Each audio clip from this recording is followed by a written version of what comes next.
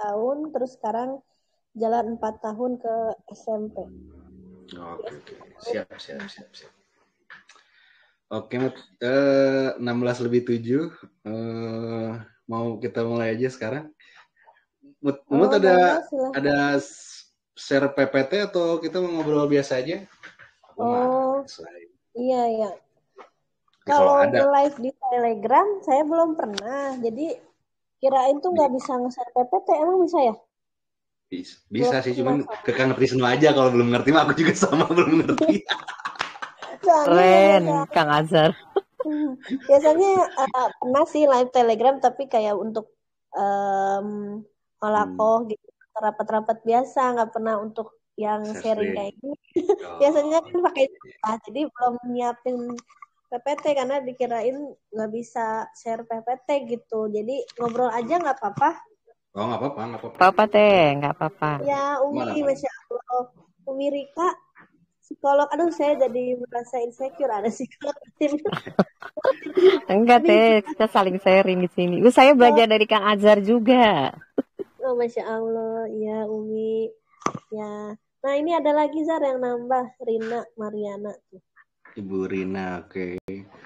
Jadi kita mulai dari teman-teman di sini kan kayaknya udah orang tua tuh ada yang udah punya anak SD, SMP, SMA. Ya, kita dari yang SD dulu, Mut. Biasanya masalah apa sih yang dihadapi sama adik-adik di SD gitu? Si adik-adik.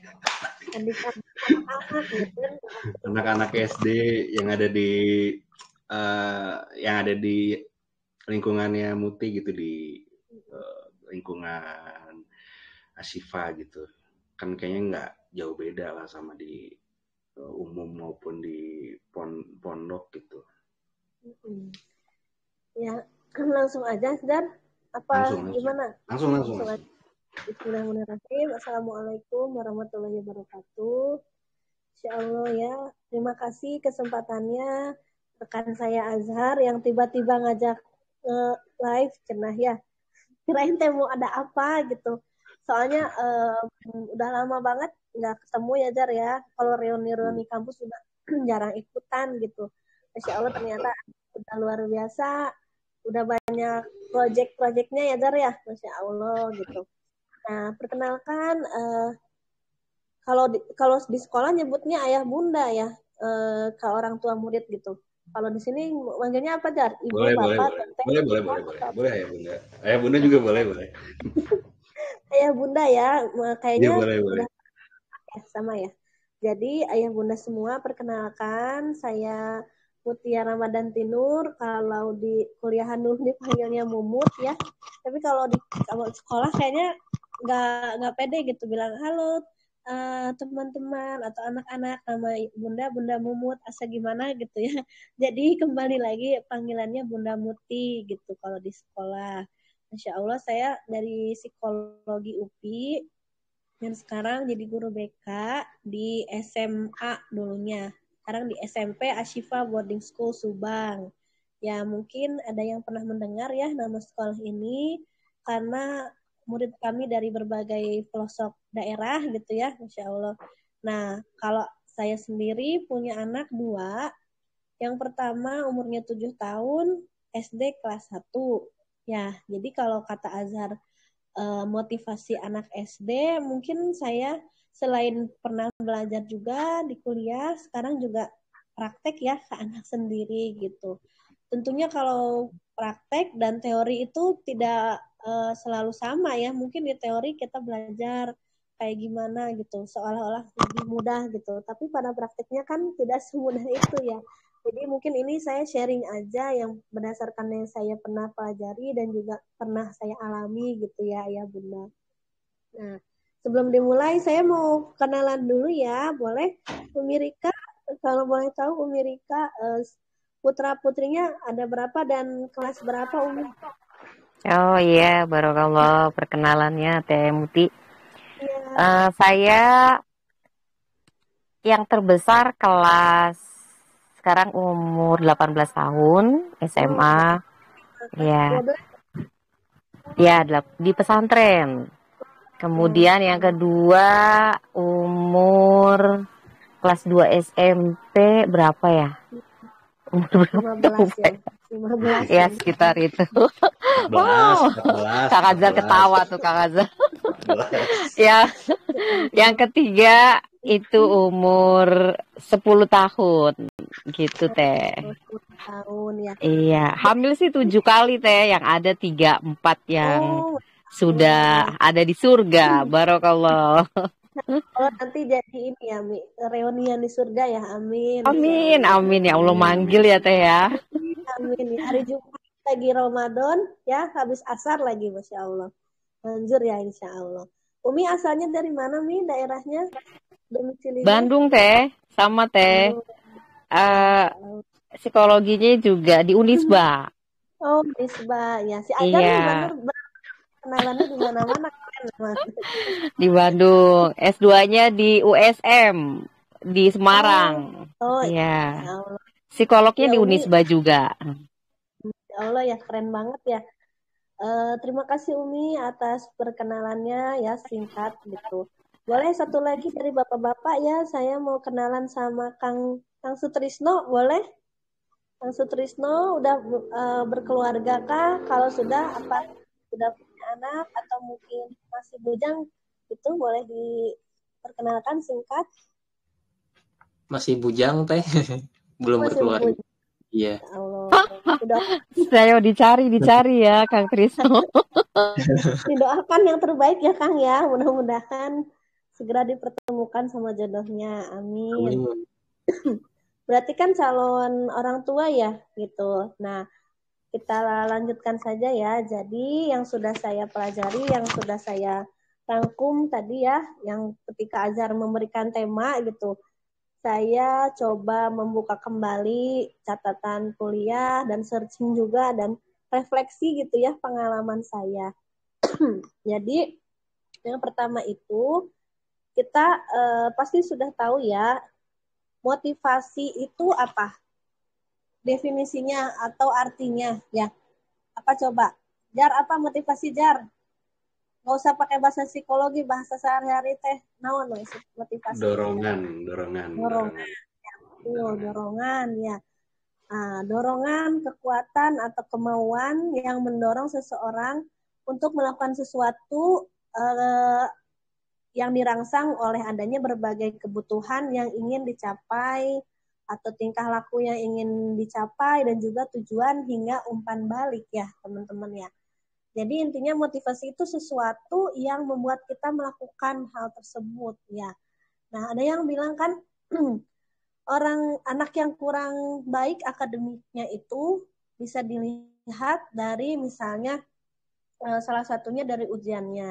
Nah, tapi tidak selalu ya yang nilai ujiannya kecil itu berarti dia kemampuan akademiknya rendah gitu ya.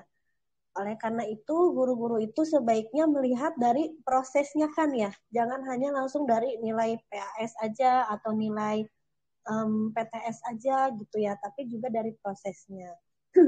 Biasanya kalau orang yang punya motivasi, itu akan bisa terlihat dari keaktifannya di kelas, kemudian dari daya juangnya untuk mengerjakan soal, dan sebagainya gitu. Nah, tema kita adalah bagaimana cara agar anak-anak kita itu, baik anak pribadi ya, anak biologis, ataupun anak didik gitu. Kalau saya kan karena guru, jadi ada dua-duanya, ada anak pribadi, anak biologis ya, dan anak ideologis atau murid di sekolah gitu ya. Nah, memang setiap usia itu beda-beda ya, Ayah Bunda mungkin juga paham bahwa kita cara mendidik atau memotivasi anak SD itu tidak bisa disamakan dengan mendidik anak SMP atau SMA gitu ya. Nah, kalau ke anak saya karena dia masih SD, memang itu lebih banyaknya itu kayak dimotivasinya gimana ya, kan anak itu pengen banget misalnya kayak teman-temannya gitu. Jadi lebih dimotivasi misalnya. Tapi jangan sampai merasa anak itu dibanding-bandingkan ya, karena anak itu nggak suka kok dibanding-bandingkan gitu. Jadi mungkin tahapan yang pertama bila kita mau mendampingi anak belajar atau ingin meningkatkan motivasi belajar anak, sebelum belajar itu kita harus mengecek ya, bagaimana sih kebutuhan dasarnya atau kebutuhan fisiologisnya, apakah sudah terpenuhi atau belum gitu ya. Contohnya gini, nah ketika sekolah sebaiknya kan diabsen dulu ya sama guru gitu sebelum mulai pelajaran. Tahapan yang pertama dalam pembelajaran adalah mengecek kehadiran murid. Ya, siapa yang tidak hadir kayak gitu kan. Nah, juga bisa ditambah lagi dengan menanyakan sudah makan belum kayak gitu. Karena kita kalau mau belajar, kita mau mengajar tidak akan maksimal dalam keadaan lapar seperti itu ya. Nah, beda lagi konteksnya kalau lagi Ramadan ya, lagi saum mungkin lapar tapi insya Allah laparnya ibadah gitu. Tapi kan kalau Ramadan itu sudah sahur ya, jadi sudah ada asupan yang masuk gitu. Jadi pertama-tama adalah kita harus penuhi kebutuhan fisiologis anak sebelum belajar. Nah, dan juga apakah anak itu dalam keadaan ngantuk atau mungkin dia lagi emosinya lagi kurang nyaman gitu ya. Nah, kalau di sekolah yang bisa dilakukan ya bertanya sudah sarapan apa gitu. Apalagi kan saya di boarding ya, kadang anak-anak itu kalau pagi-pagi tuh katanya nggak sempat sarapan karena ngantri gitu di dapurnya. Jadi mungkin diingatkan aja, berarti nanti istirahatnya harus disempatkan makan ya gitu. Atau minimal ditanya, kalau tadi nggak sarapan nasi, udah sarapan apa gitu. Ada yang sarapan sereal atau minum susu kayak gitu. Pokoknya jangan kosong sama sekali. Nah, yang kedua selain makan berarti keadaannya jangan sampai lagi ngantuk gitu ya. Kita paksa belajar. Nah, ini kejadian di anak saya. Dia kan anak SD lagi aktif-aktifnya ya. Jadi karena saya juga kerja, jadi biasanya ada waktu ngajarin PR atau ngerjain tugas itu kan malam gitu. Sedangkan kadang dia sudah mengantuk karena tidak tidur siang. Nah, biasanya sebisa mungkin kalau emang anak udah ngantuk dan sudah tidak mood belajar ya jangan dipaksakan karena nanti bakal dianya nggak semangat belajar, yang ada orang tuanya juga jadi emosi negatif yang keluar gitu kan, kesel kok nggak bisa-bisa terus diajarin teh atau dikasih tahu. Nah karena memang dia secara fisiologis sudah tidak bisa menerima apa yang kita sampaikan karena lagi ngantuk gitu. Jadi yang pertama penuhi kebutuhan fisiologis anak sebelum belajar. Yang kedua, yang tidak kalah penting adalah mengetahui gaya belajar yang dimiliki anak. Ya, gaya belajar secara garis besar ada berapa? Ada yang tahu, ayah bunda atau akang teteh? Ya, pernah dengar mungkin ya istilah gaya belajar. Nah, gaya belajar itu dibagi menjadi 3, yaitu yang pertama visual. Auditory. Satu lagi apa? Visual, auditory, dan kinestetik. Apa? Nah, kinestetik. Ya, betul ya. Jadi, untuk anak-anak yang mungkin dia senangnya itu visual, dia akan bisa lebih masuk belajar kalau kita tampilkan gambar, peta, atau mungkin video gitu ya, yang visual gitu. Nah, kalau yang kinestetik mungkin kalau ditampilkan video malah ngantuk gitu, harus sambil gerak gitu ya. Apalagi anak SD ya, biasanya kinestetiknya itu lagi berkembang pesat, nggak bisa diam, duduk diam gitu, nggak bisa. Nah, makanya kita harus tahu gaya belajarnya. Kalau saya di kelas juga biasanya ada tes gitu ya, tes gaya belajar. Nah, setelah dites sama guru BK-nya, biasanya disampaikan juga ke guru-guru mapel yang lain, pelajaran yang lain, agar metode belajarnya bisa menyesuaikan dengan gaya belajar anak gitu. Yang ketiga, mengetahui kecenderungan minat anak. Ya, jadi harus tahu minatnya di mana, jangan sampai kita memaksakan gitu ya minatnya. Apalagi kan sekarang pemerintah mendukung sekali ya atau menghimbau sekolah-sekolah itu menerapkan kurikulum merdeka. Ya, di mana kurikulum merdeka itu salah satu tujuannya adalah mengembangkan pendidikan sesuai dengan potensi dan minat yang dimiliki anak gitu. Jadi memang kita tidak lagi harus memaksakan. Nah, terus gimana kalau emang dia nggak minat gitu ke matematika, tapi kan harus tetap belajar ya walaupun nggak minat. Makanya itu tantangan seorang guru, bagaimana caranya walaupun mungkin minatnya masih rendah, kita bisa menciptakan suasana yang menyenangkan, yang interaktif, yang sesuai dengan gaya belajar anak, sehingga minat belajarnya pada mata pelajaran itu bisa meningkat, kayak gitu. Nah, biasanya kalau anak-anak udah minat sama apa yang kita pelajarin, itu jadinya asik aja gitu belajar tuh. Mereka menagih terus, lagi bunda lagi gitu. Atau mungkin mereka di luar jam pelajaran pun mendekati kita untuk membahasnya lagi, kayak gitu. Yang keempat, mengembangkan potensi anak sesuai dengan kecerdasan yang dimiliki. Ya, nah, jadi kalau tadi gaya belajar ada 3, kalau kecerdasan itu ada 8 ya tipe kecerdasan menurut Howard Gardner. Ya, jadi kecerdasan itu macam-macam. Mungkin yang biasa kita harapkan atau yang kita temui ya, orang tua atau guru itu cenderung melihat anak itu dari segi kecerdasan matematikanya atau mungkin kecerdasan apa ya, apa sih selain matematika yang kayaknya tuh diapresiasi banget gitu kalau anak pintar di bidang itu, matematika terus juga bisa olahraga gitu ya. Nah, sedangkan sebenarnya kecerdasan itu banyak, ada 8, nggak cuma itu 2 ya. Ada naturalis, intrapersonal, ada kinestetik, ada musikal juga gitu. Nah, makanya kembali lagi ke kurikulum Merdeka, bahwa kita itu harus melihat setiap murid sebagai individu yang unik dan punya potensi kecerdasannya masing-masing yang berbeda-beda. Seperti itu. Ini Kang Azhar keluar ya? Mungkin ada gangguan sinyal ya. Nah, sampai di sini coba. Sebelum saya lanjutkan, saya izin ya mau bertanya kepada para pendengar di sini yang berdasarkan pengalaman ayah bunda, apa sih yang paling sulit untuk meningkatkan motivasi belajar anak? Apa kira-kira yang dialami gitu? Apa ya? Malas ngerjain PR tuh. Malas ngerjain PR. Nah, ya salah satunya bisa ya malas ngerjain PR. Nah, biasanya malas ngerjain PR itu pasti ada penyebabnya ya.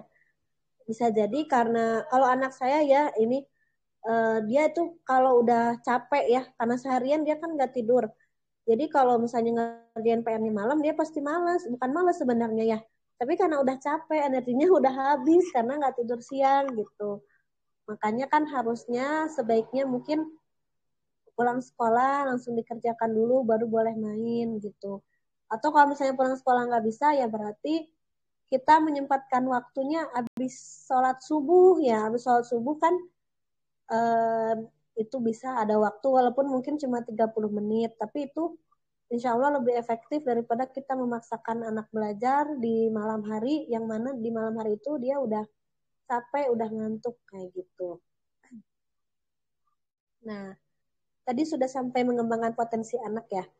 Yang kelima, memberikan kesempatan anak untuk lebih mandiri. Jadi kita juga harus mendengarkan atau menjadikan belajar itu kayak diskusi terbuka gitu.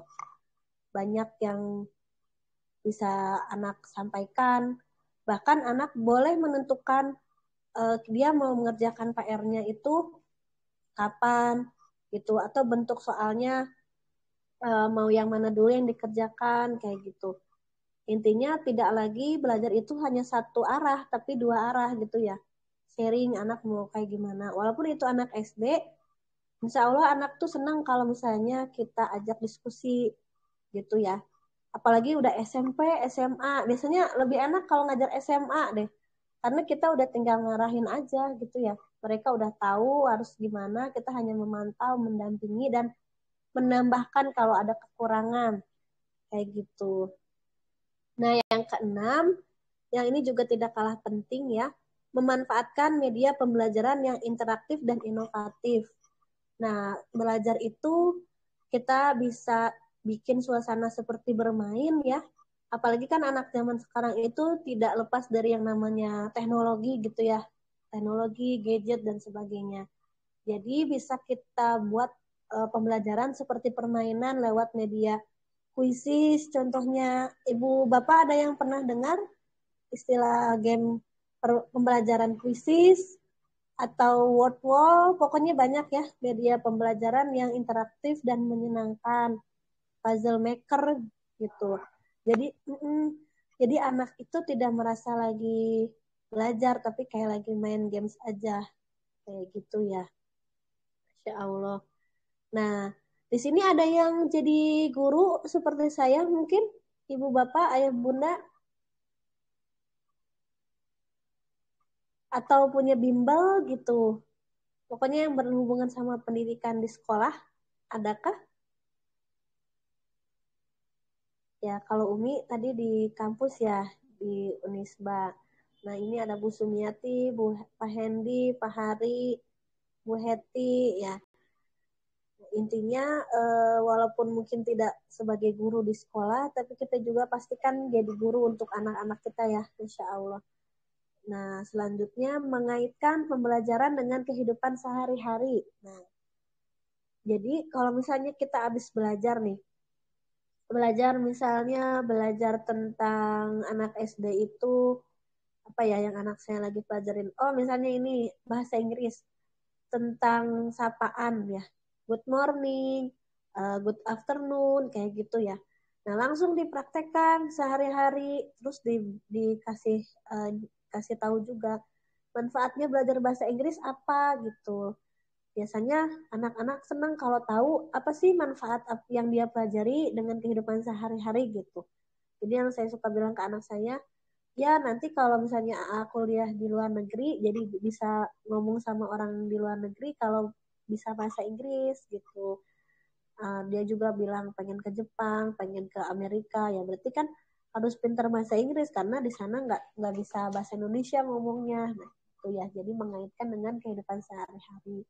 Begitu juga dengan belajar di SMP, SMA ya, malah lebih konkret lagi gitu. Kita bisa langsung praktek, misalnya belajar ekonomi tentang kewirausahaan misalnya ya, atau mengolah limbah menjadi lebih bernilai ekonomi gitu.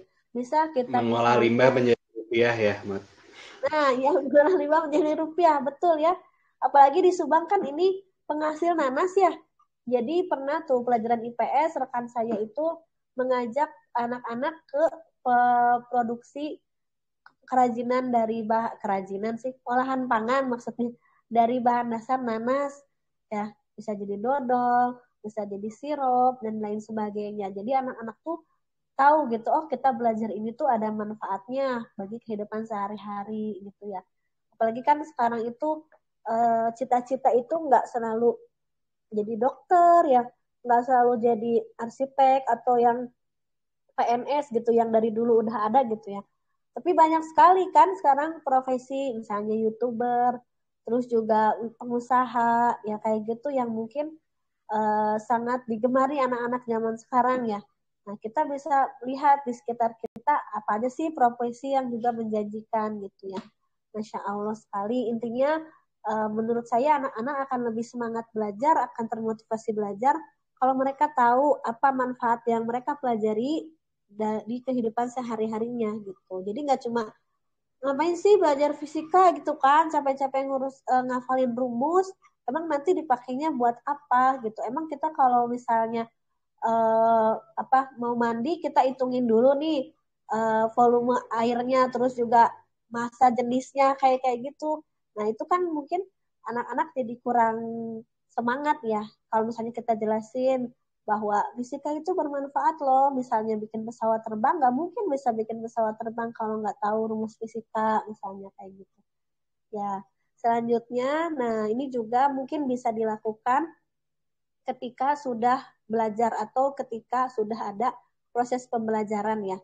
Bisa kita memberi penguatan berupa reward ya dan juga punishment yang sesuai. Yang sesuai di sini mungkin bisa dengan kesepakatan ya, namanya itu kesepakatan di implementasi kurikulum Merdeka itu sudah tidak boleh lagi ada reward, punishment atau hukuman dan hadiah yang diberikan hanya satu arah gitu. Maksudnya dari guru aja yang menentukan gitu. Misalnya kalau nggak ngerjain tugas, kalian harus berdiri di depan kelas ya. Zaman dulu ya kayak gitu di film Doraemon kan kayak gitu, dihukum gitu. Nah sekarang itu adanya adalah kesepakatan kelas. Jadi misalnya tidur di kelas, kesepakatannya gimana gitu. Kalau saya bikin kesepakatan anak-anak beda-beda tiap kelas. Ada yang bilang dicoret bunda pakai lipstik misalnya, atau disuruh disuruh nyanyi ke depan gitu. Nah, dan juga sangat penting untuk menghindari hukuman fisik ya, misalnya disuruh lari atau sit up, bending gitu, karena di kurikulum Merdeka tidak boleh lagi ada hukuman fisik gitu, karena itu kurang efektif ya. Apalagi hukuman yang tujuannya untuk mempermalukan dia di depan umum ya, gitu. Makanya kenapa harus ada kesepakatan biar murid itu tidak merasa keberatan dan tidak merasa kita hanya mau mempermalukan atau membuli gitu ya. Dan juga reward ya. Reward juga perlu diberikan sebagai apresiasi bagi kemajuan belajar murid. Tentunya reward juga disesuaikan, jangan sampai berlebihan atau membuat dia ketagihan melakukan sesuatu itu cuma karena mau dikasih reward ya, gitu. Makanya sebaiknya reward itu dan juga punishment diberikannya di akhir setelah proses pembelajaran. Nah, kayak gitu. Rewardnya juga sederhana. Kalau misalnya ketika pembelajaran berlangsung, rewardnya bisa langsung dilakukan seperti dikasih tepuk tangan atau dikasih jempol gitu ya. Nah, tentang dikasih jempol ini saya juga belajar dari anak saya, ayah bunda ya, anak PG gitu. Dia sering cerita, tadi aku dikasih jempol, dibilang hebat sama bu guru gitu, karena sudah mau sholat duha misalnya kayak gitu. Nah, jadi memang salah satu bentuk penguatan yang insya Allah berdampak pada motivasi anak bisa diberikan reward ya, dan juga punishment yang sesuai. Jangan berlebihan juga, misalnya apa ya, kalau misalnya hatam Al-Quran misalnya mau dibeliin HP gitu, kadang kan anak-anak suka gitu ya lihat temennya punya HP gitu. Tapi saya pikir kalau memang belum waktunya punya HP dan memang itu terlalu berlebihan, ya sebaiknya jangan dijanjikan juga ke anak, karena nanti kalau misalnya kita di akhir tidak bisa memberikannya, justru jadinya kan kita berbohong dan anak pasti jadi kecewa gitu. Dari awal kita harus sepakatnya benar-benar sepakat, kita tidak keberatan, anak juga tidak keberatan, dan kalau memang itu berhasil terjadi berarti ya harus diberikan gitu. Begitu juga dengan punishment. Jangan ada keberatan di antara kedua belah pihak gitu. Ya, tapi juga jangan lupa bahwa tujuan yang utama ya bukan semata-mata karena mau hadiah dari ayah bunda, tapi juga karena mengharapkan hadiah dari Allah tentunya ya gitu. Karena kan namanya anak-anak itu biasanya pengennya tuh langsung hadiahnya tuh dalam bentuk fisik jadi gitu. Khawatirnya nanti jadi salah niat ya. Jadi memang harus pelan-pelan dibarengi juga dengan uh, ilmu-ilmu keislamannya ya, ketauhidan kita, Masya Allah. Seperti itu. Nah, yang terakhir mungkin ya, hindari membanding-bandingkan hasil belajar anak dengan anak lainnya. Ya, mungkin ya, ada yang dulu kan masih ada peringkat atau ranking ya. Nah, kalau sekarang kan sudah tidak ada ranking lagi ya, gitu. Kalaupun ada, itu tidak seperti dulu yang benar-benar di rapot itu ada tulisannya ranking berapa, dari berapa, peringkat berapa, dari berapa gitu. Mungkin masih ada, cuma itu hanya untuk kebutuhan guru aja mengevaluasi dari misalnya 40 murid, ya siapa yang mungkin nilainya paling besar, nilainya berapa gitu, untuk mengevaluasi pembelajaran. Tapi bukan berarti untuk diumumkan secara publik gitu ya.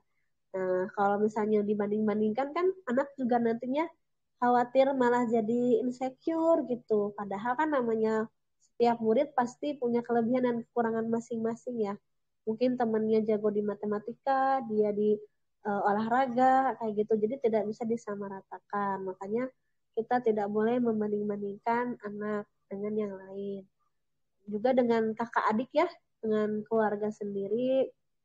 Karena khawatirnya dengan dibanding-bandingkan itu anak jadi terbebani gitu ya, merasa harus kayak kakaknya, harus sepinter kakaknya. Jadinya potensi yang dia miliki sesungguhnya jadi malah nggak keluar gitu karena dia sudah terbebani atau bahkan sudah insecure dengan pencapaian dari kakaknya atau dari temannya.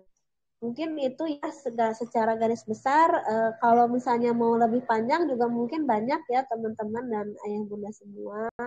Tapi itu saja inti-intinya yang mungkin bisa dipraktekkan untuk meningkatkan motivasi belajar yang saya sempat pelajari dan juga alami nih sebagai ibu satu anak dan juga satu anak dua anak maksudnya, satunya kelas 1 SD dan yang kedua PG gitu. Satu anak maksudnya teh kelas 1 gitu, kelas 1 SD dan PG, dan juga guru di SMP Ashifa Boarding School Subang. Sekarang megang kelas 7, pernah megang kelas 12 pernah, sekarang lagi kelas 7.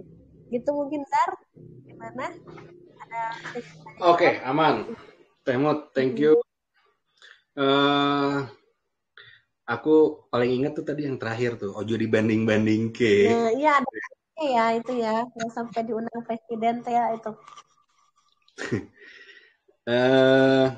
Baik, Bapak Ibu, Ayah Bunda, Kang Teteh, saya persilakan untuk bertanya ke Teh Muti ya terkait tadi motivasi belajar, terus mau ada apa namanya? Mau nanya tentang gaya belajar tuh tadi bisa, terus tentang kecerdasan yang dimiliki berdasarkan teorinya Howard Gardner juga boleh. Mangga, silakan siapa yang mau bertanya? Kang Rizal mau bertanya ini? Iya Kang, mangga. Ini teh pesertanya dari mana aja, Jan? Komunitas atau apa? Dari komunitas Lentera Ilmu di grup Telegramnya kan. Oh iya. Komunitas Lentera Ilmu, betul. Teh Sumi, Kang Trisno, Umi Rika, Teh Heti, Kang Hari, Kang Hendy, mangga. Ada yang ingin ditanyakan, kalau nggak saya yang nanya nih. Sampai jam 5. Masak ini apa namanya, masak buat buka puasa nih ya, udah mulai osreng-osreng di dapur nih kayaknya. Ibu-ibu atau mah bapak-bapak mah lagi libur. Enggak, bapak-bapak biasanya ini di Piwarang. Di Piwarang kurang ya Kanggo Tajil tacan aya pang meserkeun. Sorry, ini seluruh Indonesia. Masih kurang buat tajil, harus beli dulu. Bapak punten beliin di luar komplek dulu sambil ngabuburit gitu. Nah, etanya pokoknya mah kalau bulan Ramadan teh jam segini teh jam sibuk weh. Ya masak, ya beli tajil, ya ngabuburit ya. Tuh. Kang Trisno, ada yang ditanyakan? Kang Hari? Enggak, Kang. Ada? Enggak ada. Benar. Teh Sumi. Kang Hari, kalau nggak saya yang nanya nih. Kang Bayu yang baru bergabung. Kalau nggak saya aja yang nanya. Ketika di Ashifa Boarding School, apa sih yang paling sering muncul gitu dari masalah motivasi anak didiknya Muti gitu? Ini bicara di Ashifa aja ya, yang dekat-dekat gitu. Boleh sharing Mut di sini Mut. Ya, Mumut nge-freeze. Boleh exit dulu Mut, baru join lagi Mut.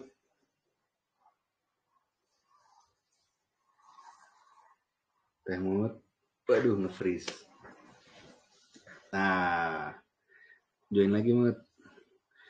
Sambil nyiapin pertanyaan boleh Kang Hendy, Kang Wayu, Teh Heti, Kang Hari, Teh Sumi. Boleh.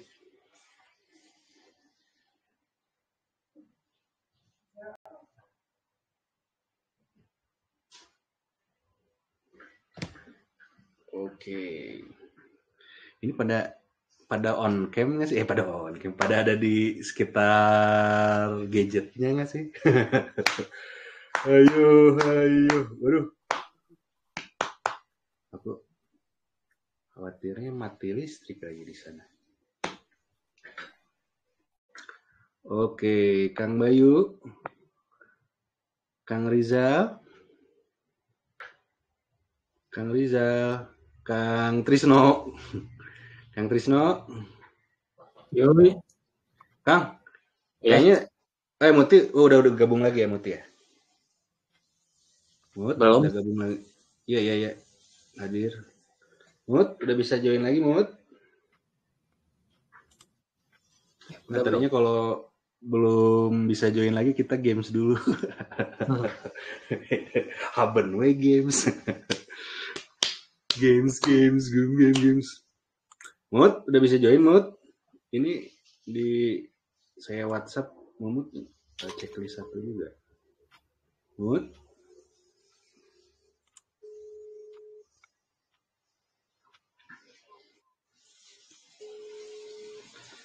Ini liburannya pada kemana aja nih, Akang Teteh, Kang Trisno, liburan kemana nih? Puasa liburan kemana, Kang? Ya, di rumah aja. Di rumah aja. Alhamdulillah, nggak apa-apa. Besok berarti pergi kayaknya. Mut, kemana heula tuh? Ya ini sinyalnya, maaf ya. Oke. Ya aku satu pertanyaan aja dari aku kalau nggak ada tambahan, yaitu tadi motivasi apa? Masalah tentang motivasi ini di Ashifa Boarding School khususnya di tempat Muti jadi konselor, apa sih yang sering dialami oleh anak didiknya Muti gitu?